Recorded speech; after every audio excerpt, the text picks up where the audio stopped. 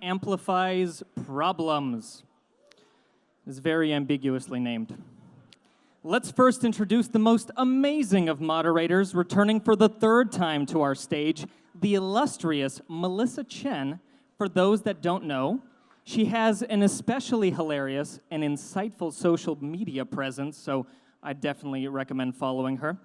To complement her computational biology degrees from MIT and Boston U. But wait, there's more.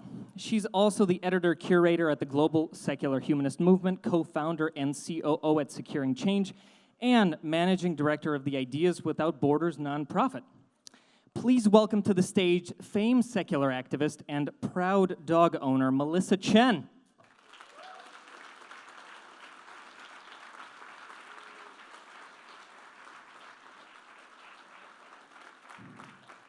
First she's early, and now she's late.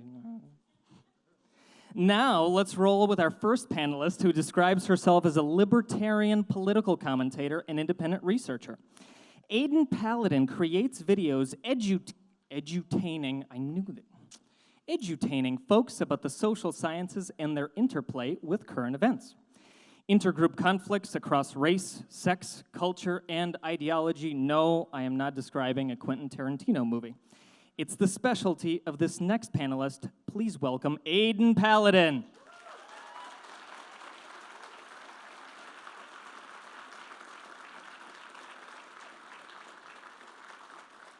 Up next is someone who almost needs no introduction, and if she comes out here without a drink in hand, someone better run and grab her one ASAP. Karen Straughan is a producer, writer, and Canadian spokesperson for men's rights, best known for My Thoughts Regarding Chris Cantwell, Revenge of the Misogynerds, and The Red Pill. She also dabbles on the YouTubes, making videos critical of feminism. Welcome, Karen.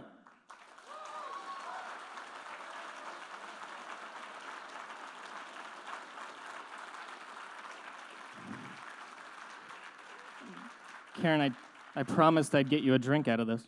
Yeah, I'm two-fisting it today. Next on stage is a lovely lady by the name of Alice Vaughn, who produces and co-hosts the top 200 comedy iTunes show, Two Girls, One Mic. As if that wasn't enough of a claim to fame, she's also the infamous creator of Offensive Crayons, an adult-oriented crayon set for the wildly artistic, with names like Boner Pill Blue, Miscarriage Maroon, and Privilege. That's the white crayon. The inappropriately named crayons have been banned from Amazon for insulting children and Caucasians. Here to shatter everyone's PC sensibilities, please welcome Alice Vaughn.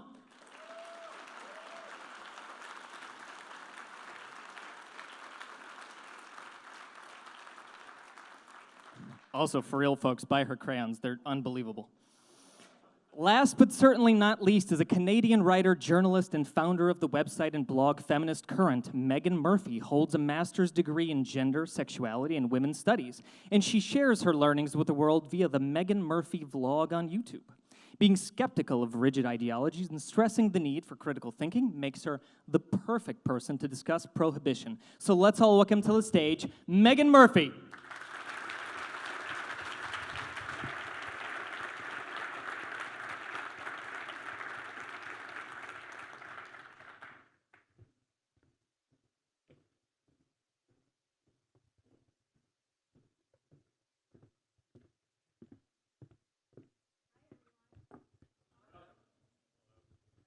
Oh, hello. Everyone has to turn their mics on. Sorry.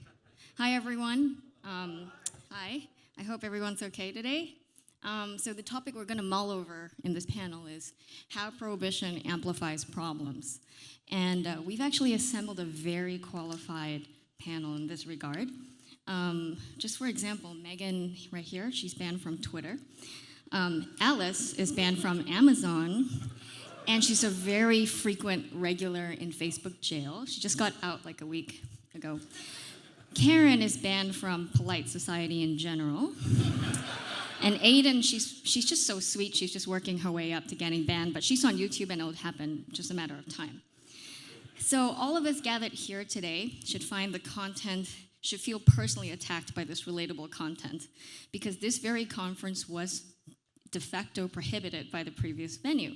And it led to a whole host of problems for everyone, including you, the organizers, and the sponsors. So really kudos to the organizers for dealing with the disruptions, and also with the sponsors. Thank you, guys. So in many ways, I'm the perfect host for this specific panel because, for two reasons. The first is that I'm originally from Singapore, and you have to know something about this country. It's that we love banning things. A non-exhaustive list of things that are banned in Singapore include chewing gum, nudity, including nudity in the privacy of your own home, durian, which is a really stinky fruit, so I think that's kind of justified.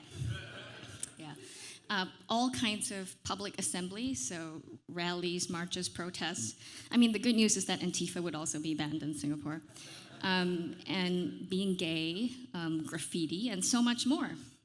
The second reason is that I currently run an organization that's devoted to translating and producing banned books and subversive ideas in Arabic to circumvent government censorship in the Middle East.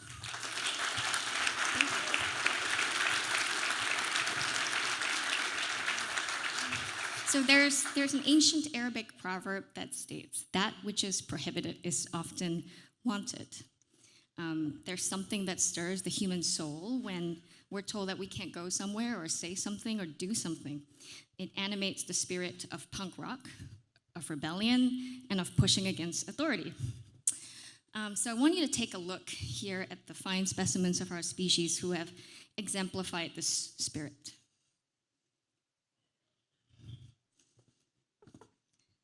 So, truly brave and stunning. Oh, sorry.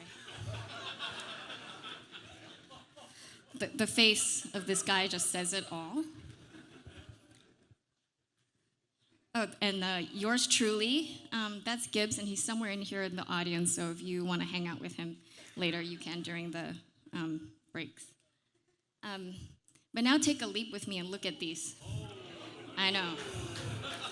So this is somebody reading the God Delusion during the Hajj in Mecca, which is in Saudi Arabia, a country where atheism is punishable by death. You have Rosa Parks, whose defiance led to the end of racial segregation. And lastly, the women of Iran fighting for the right to just take off the hijabs and just live freely like that in the recent campaign.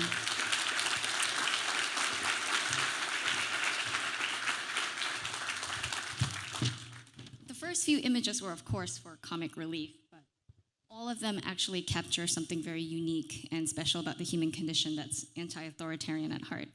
So without further ado, we're going to get on with the discussion.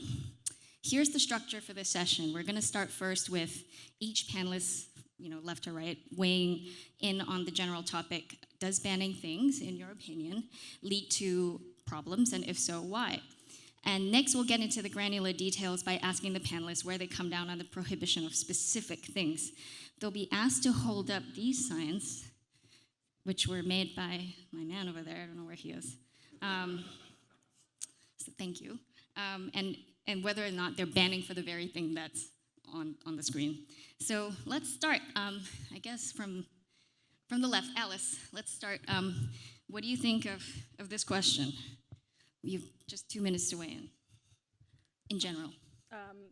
So I come from the perspective as a satirist, a publisher, business owner, from the perspective of comedy. I've been writing satire sparingly for the last few years.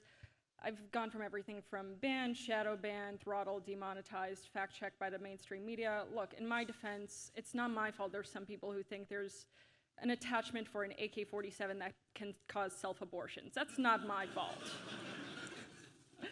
I've had entire product lines taken off of Amazon and marketplaces.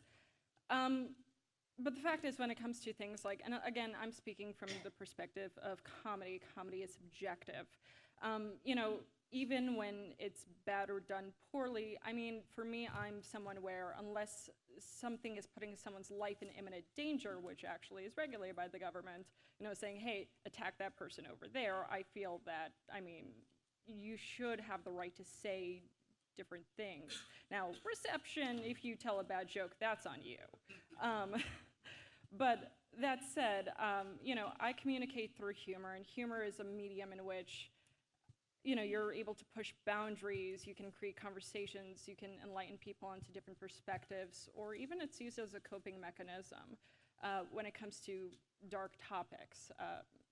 My crayon miscarriage maroon, one of my best friends, we became best friends because she went through a miscarriage and she felt that the first time she was able to laugh about the situation was when she picked up my crayon, and I thought that was interesting.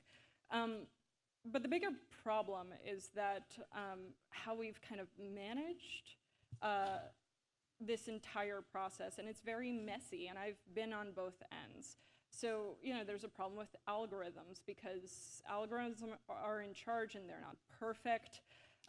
The review and appeals processes lack a lot of transparency and efficiency. And then when you have review processes by people, people are biased. That's just given nature. So we need to get better at systems like that. And the fact is that we're just not there yet.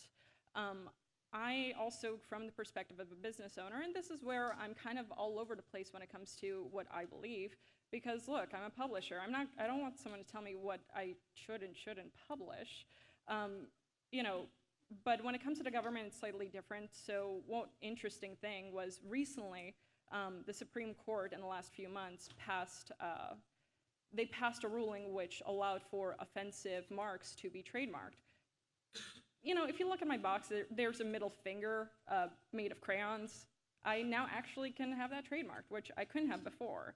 But we need to work towards getting better when it comes to consistency, appeals processes, and I'm not one to say, hey, let's just ban all speech, because yeah, there's good speech, there's bad speech, there's bullying, there's people who are uplifting. But banning stuff doesn't work. People can always get around bans. People use different language to communicate. Let's just get better at the processes in which we manage these things. Thank you. Megan? I don't have a mic. Thanks. Hi. So my first inclination upon hearing about this panel was to say that the title was stupid, but I thought that might be rude. So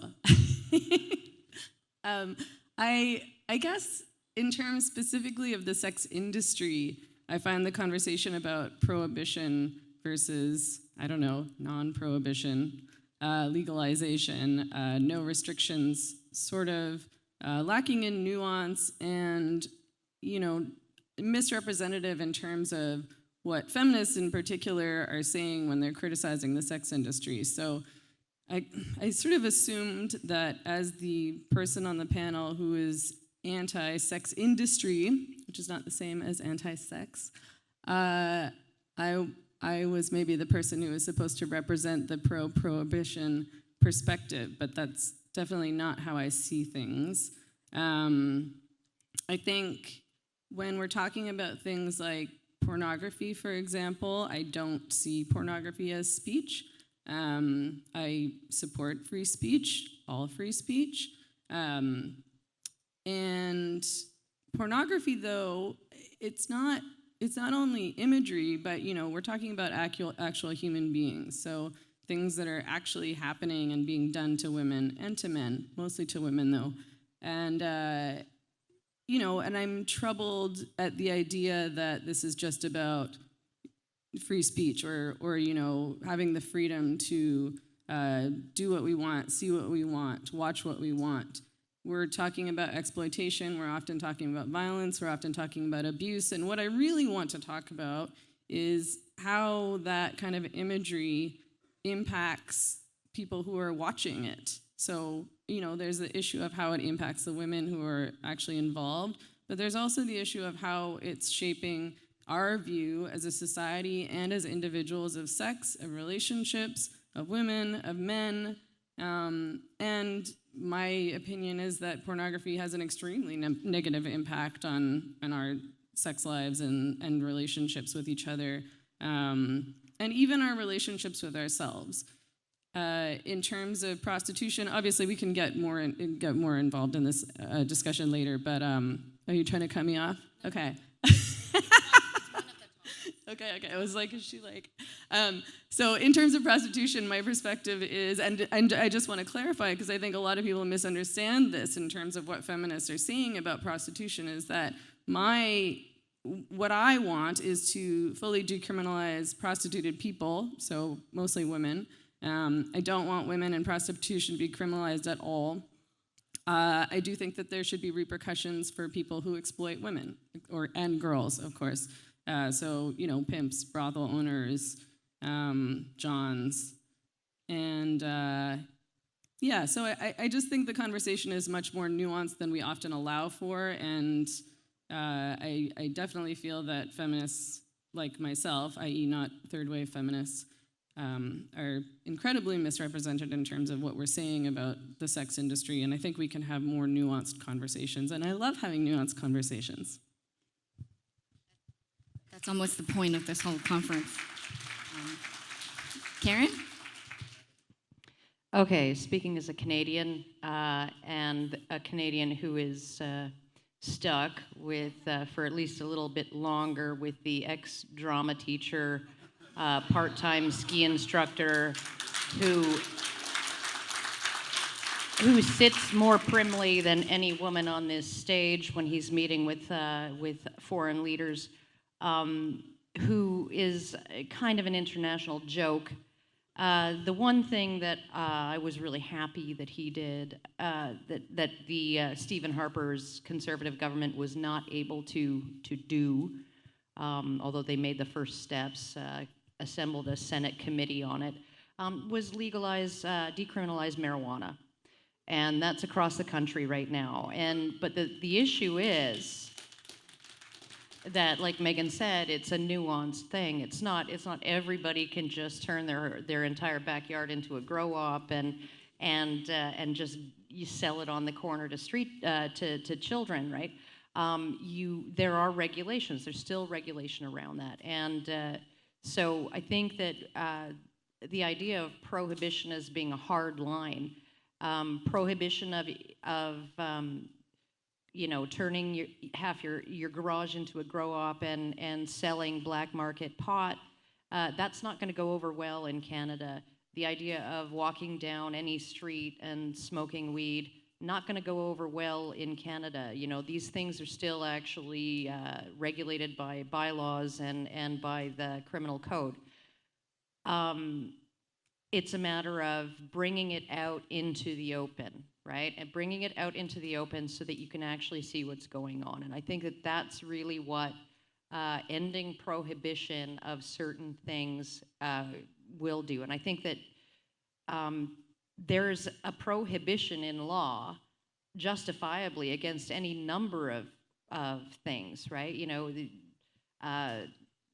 Killing people for no good reason, assaulting people for no good reason.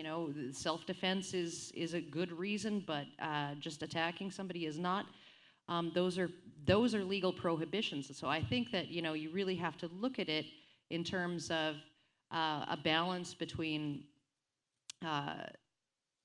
how much does this infringe on the rights of other people to allow somebody to smoke pot in their off time, in their off hours, or even while they're working if they have a medical reason to do so. How much does this infringe on the right of others to safety, security, all of those things, right? You really have to look at it in those terms, and how do you actually regulate that? So to me, it's not a yes or no question. To me, it's all about how you handle it. And in terms of certain things, I mean, Canadian industries have had to really adjust. We legalized pot, and now if you want to work on a pipeline or on an oil rig or because of the unique nature of cannabis, that it stays in your system for months and is detectable for months, They no longer bar you from working on an oil rig if you are caught having cannabis in your system. They can't do that because they can't prove that you're actually under the influence of cannabis when they've taken your blood, right? So essentially, it's a big adjustment, and there's going to be some hiccups, but I think honestly we could do the same thing with a lot of issues that where there is a market, and there will always be a market, right? There will always be a market for alcohol. There will always be a market for cannabis. There will always be a market for sex work, right? There will always be that.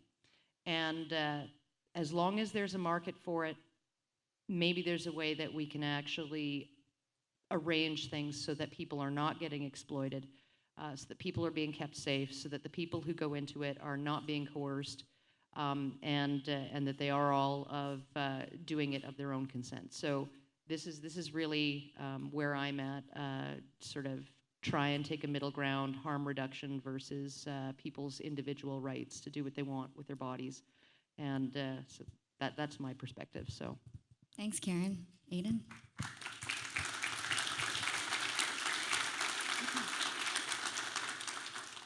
So I have to come at this from a basic psychological perspective, which is that all people inherently want to maximize their freedoms. When our freedoms are restricted in any way, we experience what's called psychological reactance. You see this in the media all the time, what they call the Streisand effect. Whenever you take away someone's freedoms, they will do whatever possibly they can do to reaffirm and to regain those freedoms. This is why prohibition doesn't work in most cases. However, it is nuanced in that, and it is very nuanced in terms of individual cultures. For example, when it comes to sex work, there's some evidence that shows that legalizing prostitution decreases human trafficking in some countries, such as Norway and Sweden. However, in other countries that legalize sex work, it increases human trafficking.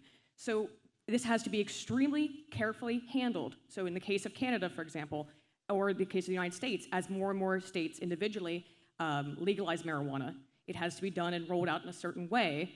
However, as you said, Karen, the market will always exist. And for that reason, people will always find ways around things. When it comes to free speech, my opinion towards that is similarly nuanced. I don't call myself a free speech absolutist because we do have limitations on what is free speech.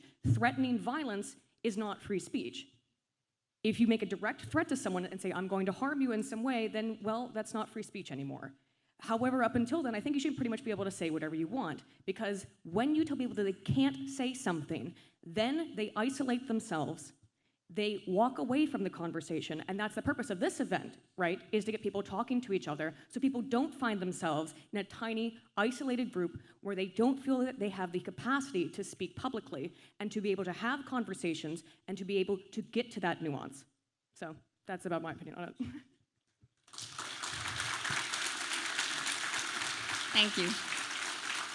So actually, that is a really nice segue into, obviously, the first detail we're actually going to discuss. It is hate speech. Should we ban hate speech? Take it away. Well, fuck, I just said everything before. You did. So it's just yes or no? Or No, maybe. because that's subjective. Unless, the way I see it is private. It gets tricky when it comes to private companies and publishers. Again, as a business owner, I don't want someone coming in and telling me what I can and can't do with my business as far as speech-wise. I think lines need to be more clear-cut as far as what's allowed, transparency, better protocols.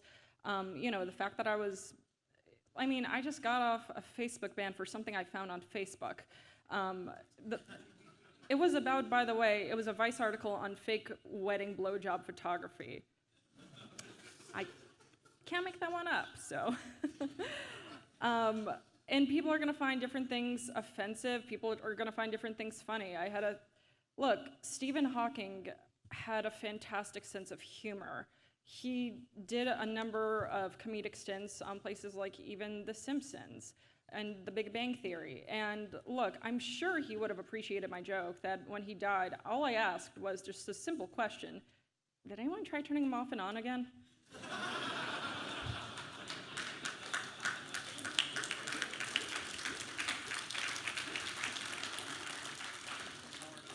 So what I'm trying to say is, like I mentioned before, we need to get better at processes.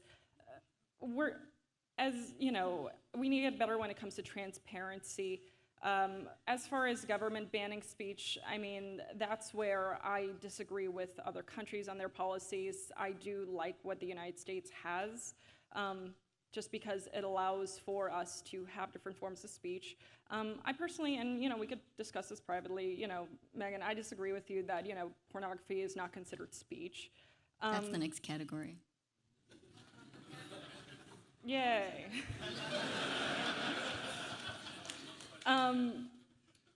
But at the end of the day, I mean, we use our bodies in different ways. Sex work is a whole other topic we're gonna get to on this panel. We will, on the next one. But yeah, so, yay. But yeah, so like I said, I mean, I pretty much gave my thoughts before when it comes to, hate speech overall. So Okay. that's where I am. Thank you. Megan, hate speech. I did have a mic. I was sitting on it. My answer is short, I guess. I mean, I think, like I said, I support all free speech. I think that if you're threatening violence or inciting violence, specific violence, not just like violence. Well, what were you banned from Twitter for? Oh, Who you are suing, right? Yeah, I was banned for referring to a man who was trying to get local estheticians to wax his balls as he.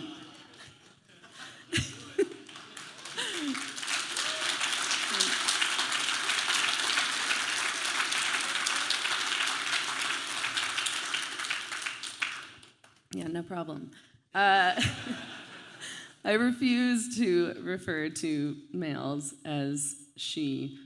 I mean, especially males who are predatory creeps.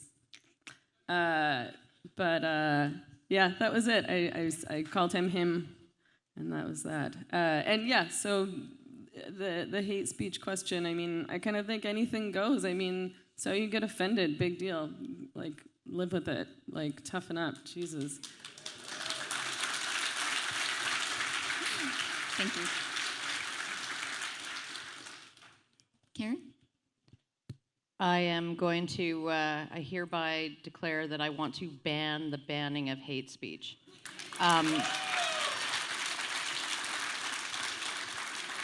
There is a criminal statute in pretty much every jurisdiction that deals with credible threats that are uttered, right? There's sometimes called uttering threats. It's sometimes called simple assault, right? It's sometimes, as long as a reasonable person would have a credible fear that you would carry out the threat. So if somebody is standing right in front of you, brandishing their fist and saying, "I'm going to kick your ass," and a reasonable person would believe that that's something that that person is going to do to you, that is considered assault. That's not considered free speech. That's not considered anything like that. It's considered assault. So when you look at what things are considered free speech? Well, back in the day, way back in the day before Canada turned into some kind of quasi-feminist SJW-topia, led by a bunch of academics who gaze at their vaginas all day and then write papers on it.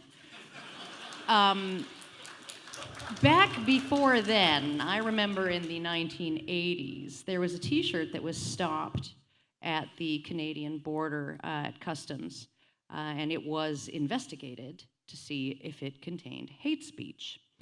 And what it said was, "I hate," can I say these things? Yes, of course.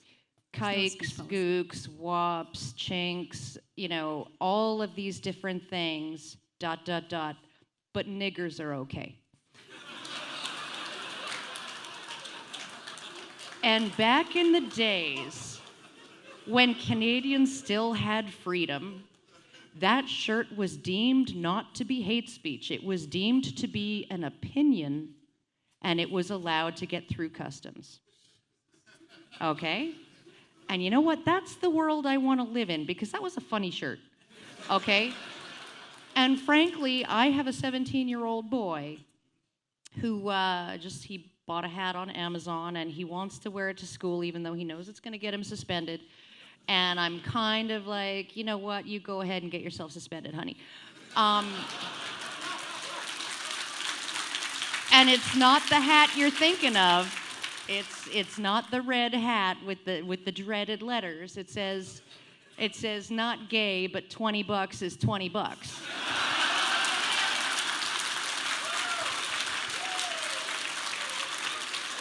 He plans on pairing it with his "Look Out, Ladies, #1 virgin coming through" shirt.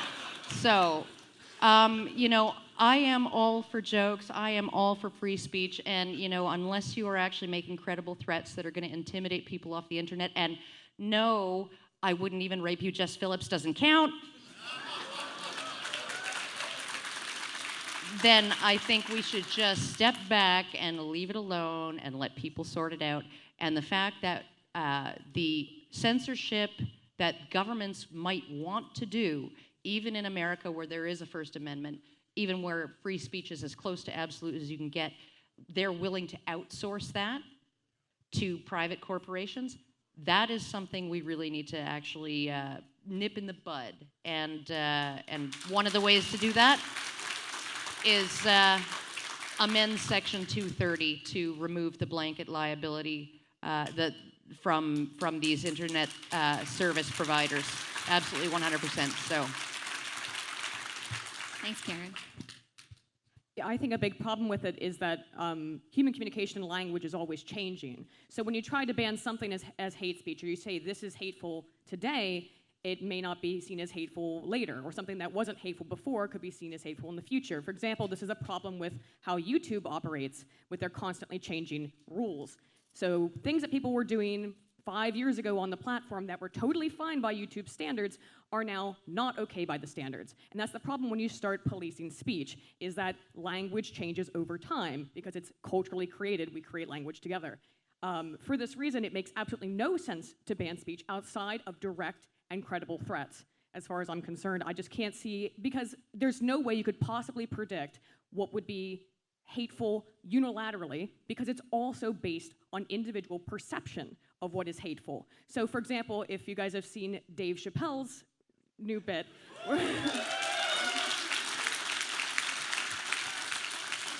he brings up how he went to Comedy Central and asked why he couldn't use fag, right? And the woman says, it's because you're not gay.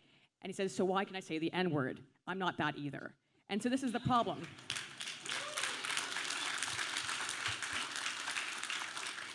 And yeah, for that reason, because it's all based on culturally, constantly evolving and changing language, norms, and because it's based on individual perception of what is hateful, it makes no sense to ban any kind of speech outside of direct threats.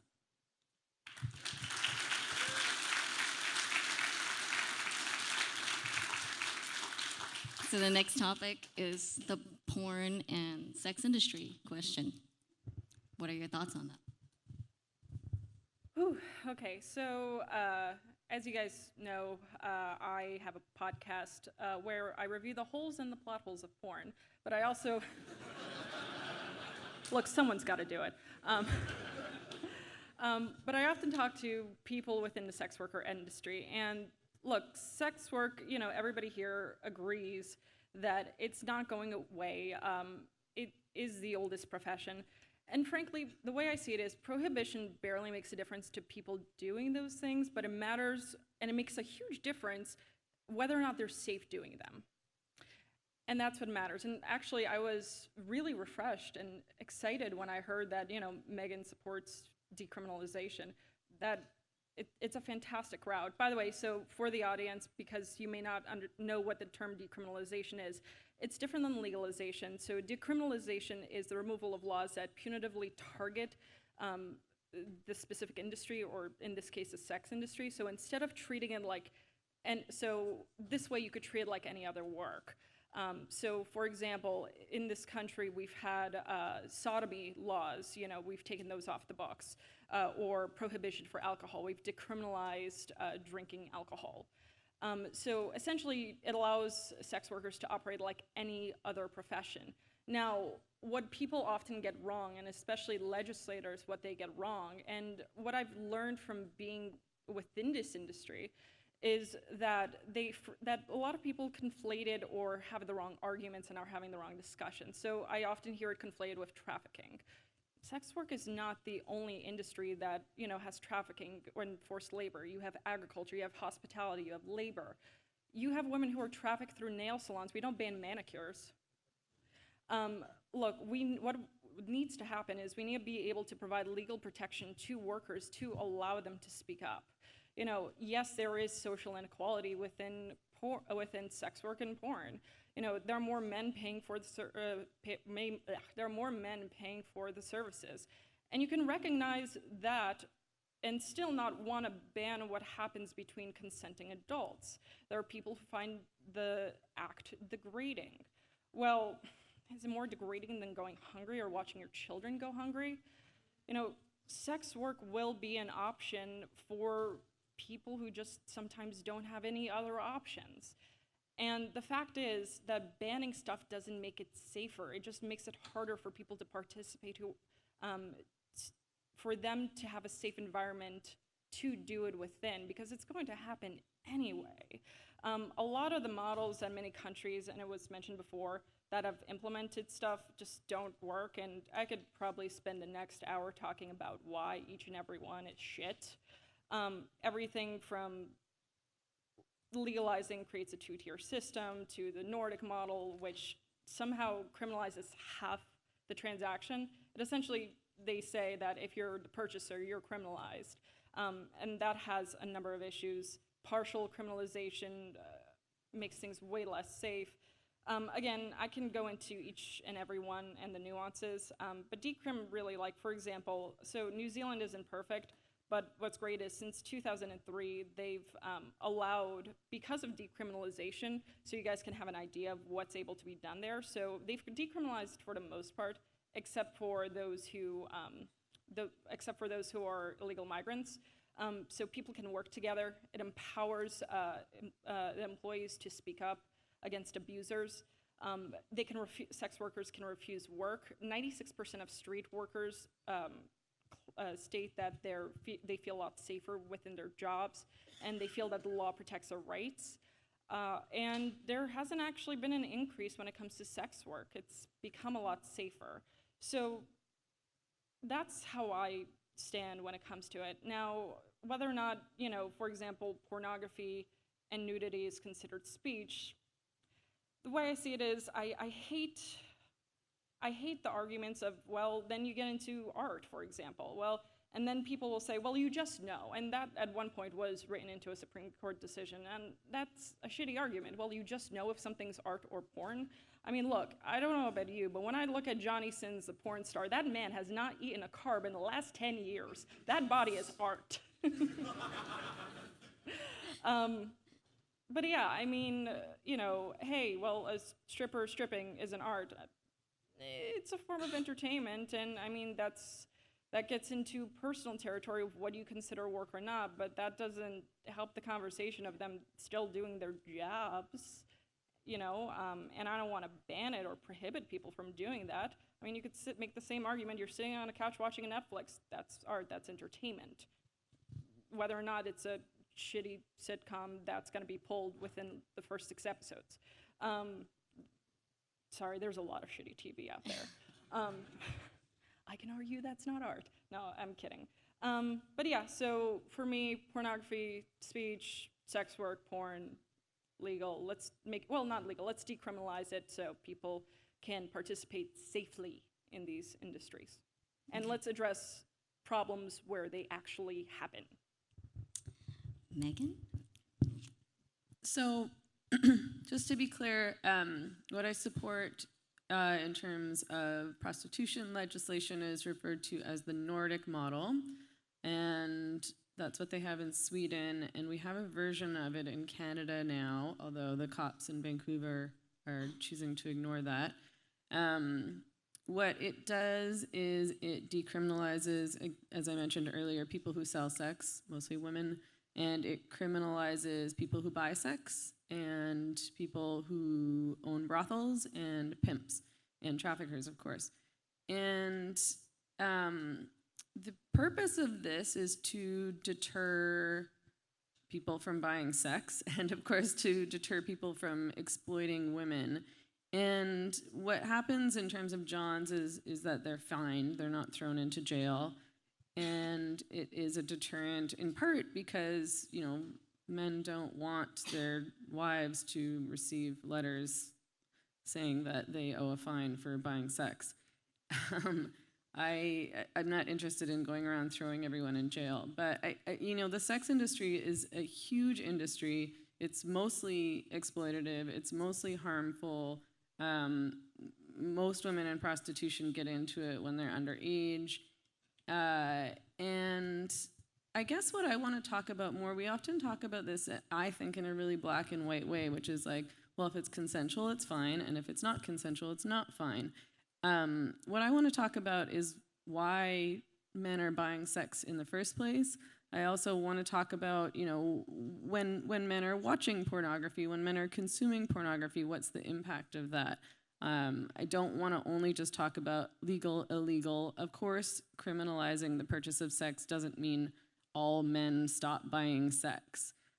It means less men buy sex. And I think it's important that less men buy sex because the reason that trafficking exists is because there's a huge demand and there simply are not, and there will never be enough women in prostitution who really want to be there because most people in prostitution don't really want to be there. They're doing it out of desperation, lack of choice, or of course having been forced. And I just think also, yeah, I mean, people agree to do all sorts of things that they don't necessarily want to do, that aren't necessarily good for them, that aren't necessarily good for society, and just consenting or not consenting it's not enough for me.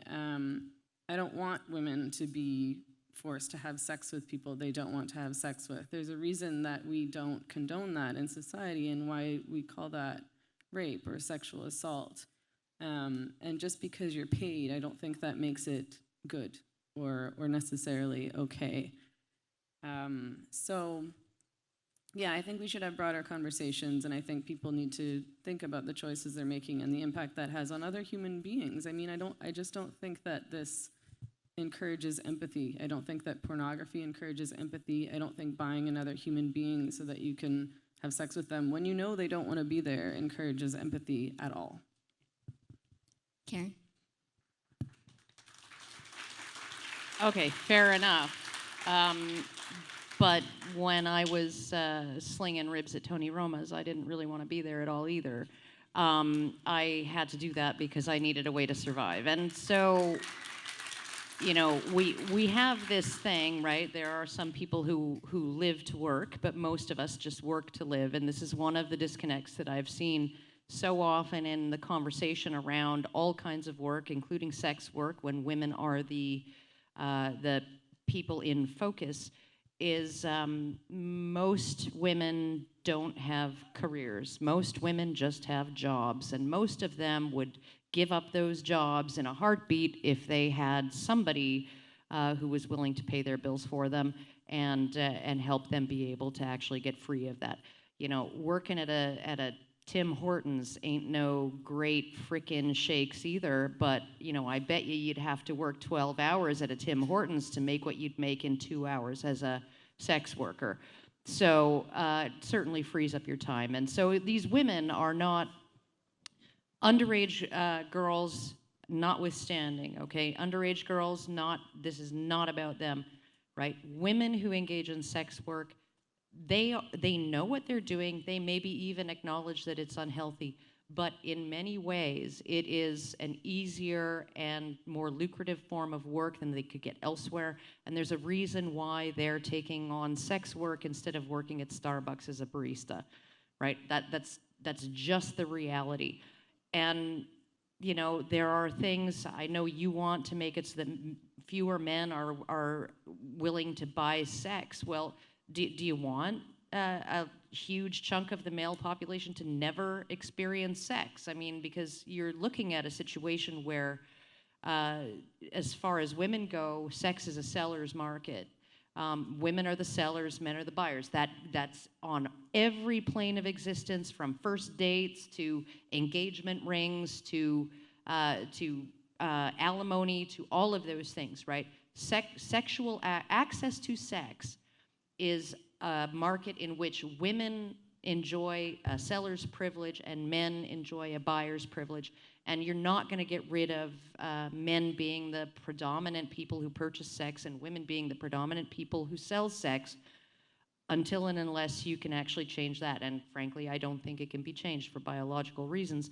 But that is really the reality of where we're at. So I think that you're never going to get to the point where it's not going to be mostly women who are prostitutes and mostly men who are Johns. You're never going to get there. So in my opinion, the best thing to do is to acknowledge that many of the men who engage engage sex workers, they are living lives of quiet desperation, and maybe they're married, but maybe their wives haven't had sex with them in a year and a half, right?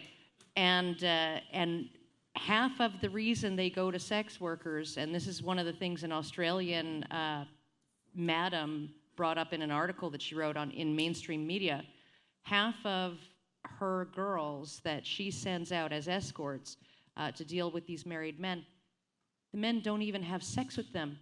They talk across the pillow and express their vulnerabilities in ways in which they will not be judged, because they know that their wives will judge them for it, right? So this is hinting at a deeper schism between men and women, and between men's ability to relate to women in wider society. This is not just I want to pay my $100 and get my 10 minutes, and while she tells me not to mess up her hair. Thank you, Karen. So, And thank you for acknowledging your seller's privilege. oh, and also porn needs to say, I will not. I vote to banning porn, because I wrote porn and I still make money from porn. So. I didn't know that. Oh my God, Karen, I love you. Question 1. All right, we came at this from a very individual issues sort of a stance. But what individually do you think meets the criteria for being worthy of prohibition? For instance, we criminalize drunk driving, not alcohol, even though alcohol presents some sort of harm to the body and arguably to society. So, yeah, individually, what's worthy criteria for prohibiting anything? Okay, I'm gonna take this one, because I'm gonna be actually brave about this, and I'm gonna say that 0.08 is ridiculous. 0.08 is the stupidest fucking thing. And in my province, we actually have a somewhat semi kind of constitutionally woo 0.05 thing. So they can't actually give you a fine or charge you with anything if you blow 0.05, but they can take your car and summon you to court, and suspend your driver's license if you're caught blowing over 0.05. The vast majority of car accidents that are not that would not have happened had the driver not been drinking are in the 0.25 category. And so I think we need to. Mothers Against Drunk Driving was a very, very well-funded lobby group, and they managed to, and once they got 0.08 recognized, they were like, let's go further, 0.05. So I think honestly, I'm going to take that tack, and I'm going to say, we need to be reasonable in terms of the risks. If you're slightly more, 10% more likely to get into a fender bender at blowing 0.08, and that fender bender is the original risk is 1 in 10,000, and you're 10% more likely than 1 in 10,000 to get into a fender bender driving. That's really pushing it. It's really pushing it. Yeah. Just a comment. So from a manufacturing standpoint, because I do manufacture a handful of products, people will always, manufacturers will always look for the cheapest alternatives, and consumers, there will always be a market for the least cost good on the market. I mean, it doesn't matter if you create a slightly better product, there are people who will always go for the least cost product. So to protect consumers, I mean, frankly, yeah, there should probably not be asbestos in crayons, you know, just some thoughts. So things like that. Maybe. So maybe. Well, maybe if you're eating them and you're in the military. Sorry, Marines. Some of you got the joke. Hey, have you ever actually seen a curling iron with a little sticker on it that said, "For external use only"? Oh, no. Yeah, I have. Karen, stop I have. it. Somebody got adventurous one night while drinking and with his partner, and obviously did some things that they regretted. Go ahead, Aydin. Well, I mean, I think that's what it comes down to. People will do stupid stuff. You can't prevent them from doing stupid stuff. So my stance on it is that as long as it doesn't violate the non-aggression principle, you can do whatever you want to yourself. Do your own stupid thing. There you go. Everyone, take note of how quickly Aydin answered that question. Karen? Hi, What I do- have a. Oh, I'm sorry. Sorry. Okay. No, go ahead. Hi, I have a question about hate speech.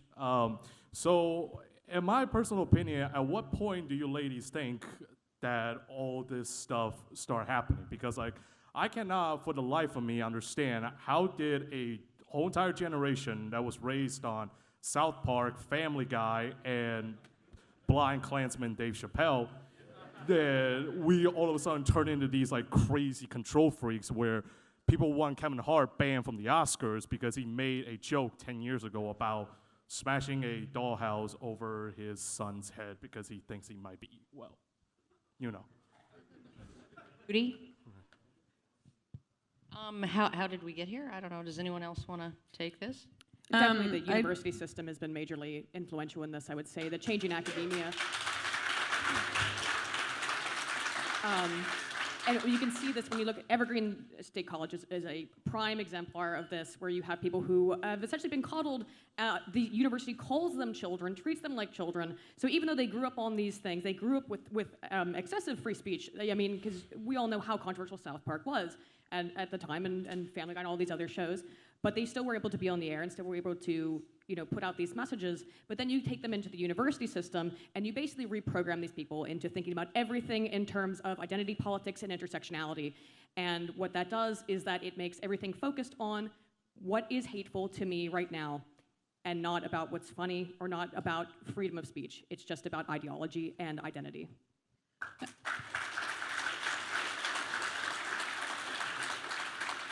I just wanted to say I agree with you that I think a lot of it came out of academia. And I did want to mention, I don't know where or when it started, but it's way worse in Canada. I'm Canadian, so, and it seems like it's just not a value. And I think that people in Canada don't realize what they lose if they lose free speech. So I don't know if it started, because I feel like it's sort of just been this underlying thing in Canada where people don't really value free speech that much. And yeah, I think that there's a real problem in terms of what's been happening in academia, and of course what's been happening in departments like gender studies departments. And I have a BA in women's studies and a master's degree in women's studies, and I'm very wealthy as a result. But it's really, we've totally lost sight of what words mean, and the notion that you can be harmed or abused or violated, or that something can be actually called literal violence when it's just words or it's ideas or it's being disagreed with. We're so delicate and we're so precious. And I hate to say it to this crowd, no offense, but it is partially to do with feminism, because I think that, I've been involved in the feminist movement for a long time now, and a lot of women in that movement, those are my allies, and those people are really important to me. But I do think we've done a really bad job of protecting free speech and ensuring that the words that we're using we're using them accurately and not in this exaggerated, hyperbolic way. No, Alice. And then me, a little bit. Yes, You talk too much. I will punch you in the head. Just keep. Go ahead, Alice. So, Hello, so hello people, everyone. So the question was, how does this all start? Accessibility to social media, and anyone can write anything nowadays. I mean, frankly, the fact is, before everybody had access, via smartphone to type anything or just go on a computer and type whatever they want to have their heart's content. I mean, a lot of that was, if you think about it, regulated in the back. What went into a newspaper, what went into a book, what went on TV or radio. Accessibility to social media and allowing everybody to allow them to have a voice. That's kind of how this whole thing started, and that's where the ideas of regulation came about. So it's not a coincidence. I kind of disagree there because, I go with Jonathan Haidt's hypothesis that we started coddling our children. We stopped letting them go outside unsupervised, play with their same age and slightly, and age range peers. We stopped doing the free range kids thing. When I was a kid, my mother would pack a backpack, a canteen of water, and a sandwich in a knapsack and send me out on my bike and tell me to come at 9 in the morning and tell me to come home when the streetlights come on. And that was how I grew up. And when you grow up like that, free play in nature, learning how to mediate your own difficulties with other kids, all of those things, and then rough and tumble play, right? Depriving rats of rough and tumble play turns them into complete social misfits. They are completely socially dysfunctional. They're either highly inappropriately aggressive or they are highly socially withdrawn. Doing the same to chimpanzees gives them that to the degree that could be replicated by intentionally damaging their prefrontal cortexes. Karen, And all of that is also replicated in human children. We are banning certain forms of child rearing, even criminalizing them, because you can be arrested for allowing your 10-year-old and your 6-year-old to walk 1 kilometer to the park and play unsupervised and then come home. moral of the story, move Okay, to Salt yeah, Lake no, City, no, Utah. just give me 30 seconds. Jesus, Dimitri. 30 seconds. Look at that line. But what you have is you have a society that is creating two types of people. You are creating bullies and their victims, right? That is what you are creating. And sometimes they are indistinguishable from each other, and I think that has a lot to do with it. Social media definitely amplifies it, absolutely 100%. So Agreed, I'm being bullied right now. Yeah, hi everyone. So I'm really lucky to be at this event. I flew in from Bulgaria.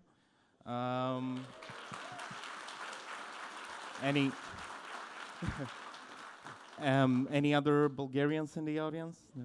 No? Okay. Just Russians. Okay. So I'm representing a population of 7 million. No pressure there. Okay.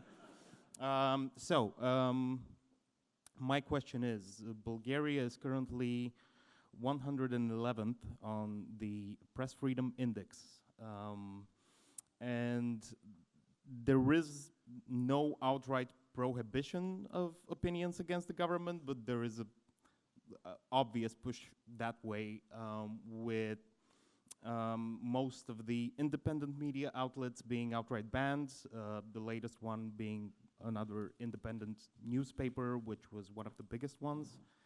So my question is, what would be the prescription of handling that situation in places where there is an obvious push toward authoritarianism? 10-word answers maximum. forks and pitchforks and torches and bricks and no, I'm just joking. That's 15 words. Persistence. First Amendment and a Second Amendment to protect it.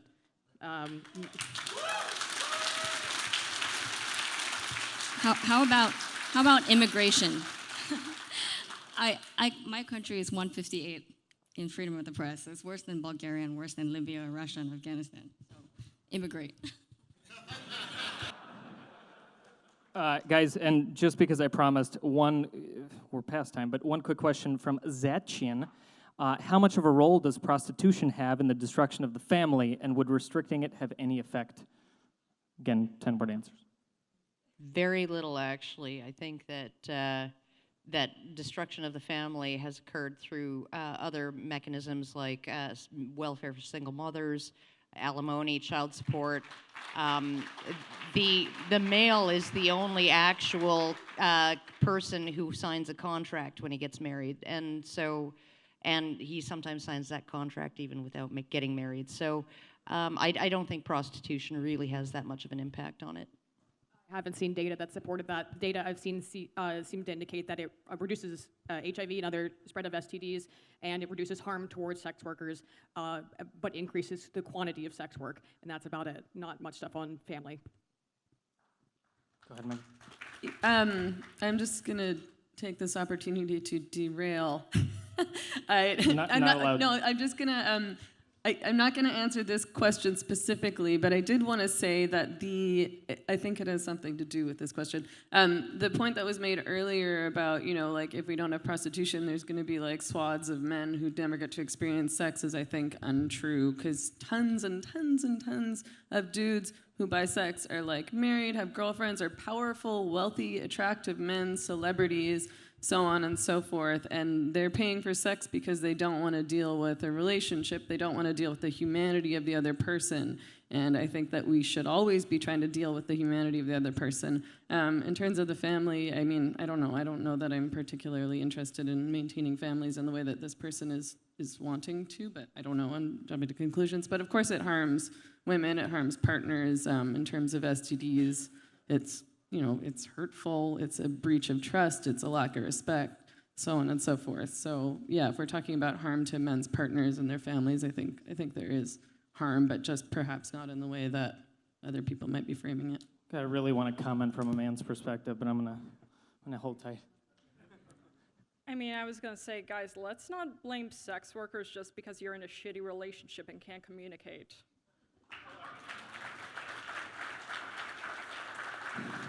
I'm sorry, maybe you just need to talk with your partner more. Thank you, everyone, for submitting your questions. By the way, Psychedelic Gazelle, again, another amazing question, but I can't keep picking you. And please, let's give a huge round of applause to this amazing panel.